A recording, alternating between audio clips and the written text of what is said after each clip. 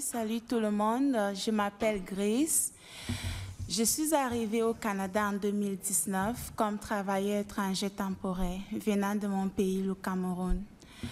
Avant d'arriver ici, j'étais à l'école, je faisais la formation de devenir infirmière, mais à cause des crises politiques, j'étais obligée de me déplacer parce qu'il n'y avait plus moyen d'étudier. J'ai trouvé l'emploi ici au Canada et puis je me suis déplacée, je suis venue, mais je suis venue avec un permis fermé. J'ai commencé à travailler avec ce permis et mon employeur m'a abusé pendant 14 mois sans arrêt.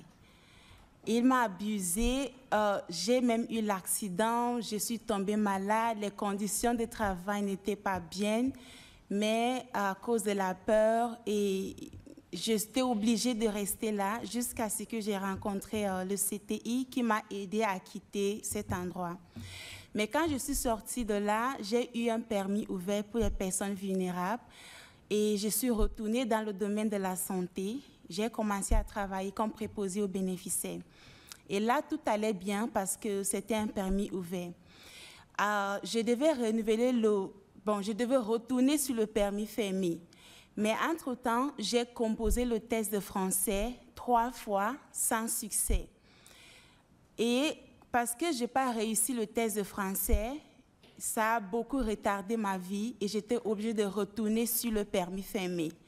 J'ai commencé à dire à mon employeur que j'ai besoin de EIMT pour pouvoir faire la demande de permis de travail. Et puis, elle m'a demandé beaucoup d'argent. Je me suis sentie obligée de quitter le Québec parce que le test de français ne me permet pas de m'intégrer malgré le fait que j'ai servi ou travaillé au Québec en français pendant 2 ans sans souci. Là, je me suis déplacée, je suis partie en Alberta. Étant là-bas, j'étais toujours obligée de chercher un employeur qui va me donner le EIMT pour le permis fermé. J'ai trouvé un employeur, il a accepté et puis il m'a dit qu'il va me donner le EIMT. Il m'a donné un document. J'ai utilisé ça pour faire la demande de mon permis de travail fermé. L'immigration m'a dit de rester là-bas jusqu'à ce que eux me répondent. Je suis restée. Entre-temps, le cercle d'abus a recommencé. Mon employeur a commencé à m'harceler sexuellement, psychologiquement, commencé à me dire « je n'ai pas le droit de sortir parce que j'étais préposée aux bénéficiaires, mais à domicile ». Donc, je vivais avec mon employeur.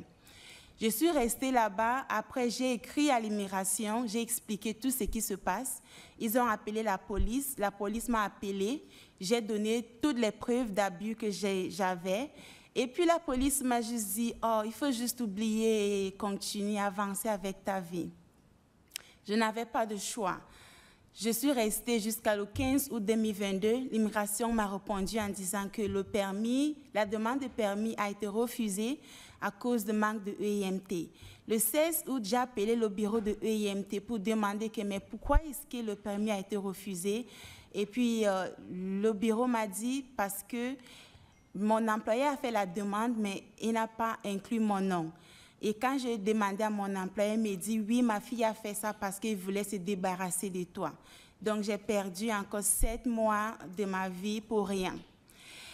Depuis le 15 août jusqu'à aujourd'hui, devant vous, je souffre, je ne peux plus travailler. J'étais obligée de rétablir mon statut comme visiteur, chercher un autre employeur qui va encore me donner mon 3e permis fermé et je ne sais pas ce qui va se passer.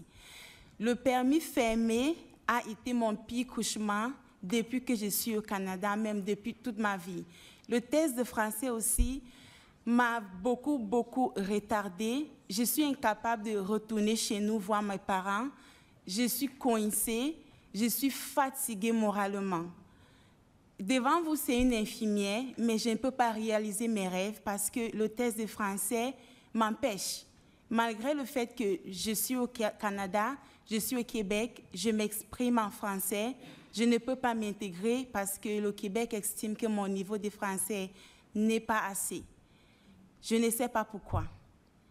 Mais si je suis devant vous aujourd'hui, c'est pour vous dire que s'il vous plaît, ce n'est pas juste moi qui est dans cette situation. Il y a beaucoup d'entre nous qui ne sont pas capables de sortir et de parler. Nous avons vraiment besoin de... Merci.